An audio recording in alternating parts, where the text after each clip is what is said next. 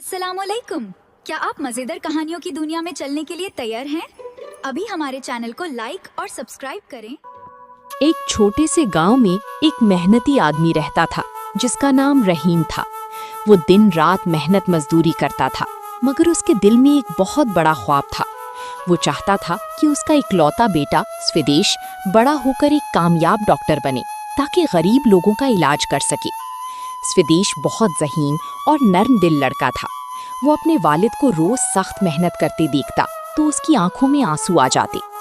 एक दिन रात के वक्त रहीम अपने बेटे के पास बैठा और प्यार से बोला, बेटा, मैं चाहता हूँ कि तुम एक बड़े डॉक्टर बनो ताकि तुम लोगों का दर्द कम कर सको और तुम्हें कभी मेरी तरह सख्त मेहनत ना करनी पड़े। स्विदेश ने अपने वालिद का हाथ पकड़कर कहा, अब्बू, मैं आपका ख्वाब जरूर पूरा करूंगा। उस दिन के बाद स्विदेश ने दिल लगाकर पढ़ाई शुरू कर दी। वो सुबह जल्दी उठता, स्कूल जाता और रात देर तक किताबें पढ़ता। कभी कभी बिजली चली जाती तो वो लालटीन की रोशनी में पढ़ता था। रहीम अपनी कमाई का ज्यादा हिस्सा बेटे की तालीम पर खर्च कर देता। खुद पुराने कपड़े पहनता मगर स्विदेश के लिए नई किताबें जरूर खरीदता। वक्त गुजरता गया।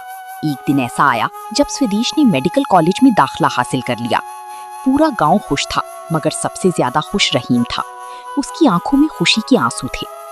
कई सालों की मेहनत के बाद स्विदेश वाकई एक डॉक्टर बन गया। उसने सबसे पहले अपने गांव में एक छोटा सा क्लिनिक बनाया जहां वो गरीब लोगों का मुफ्त इलाज करता था। एक दिन रहीम क्लिनिक के बाहर बैठा अपने बेटे को मरीजों की खिदमत करते देख रहा था। उसकी आंखें नम हो गईं।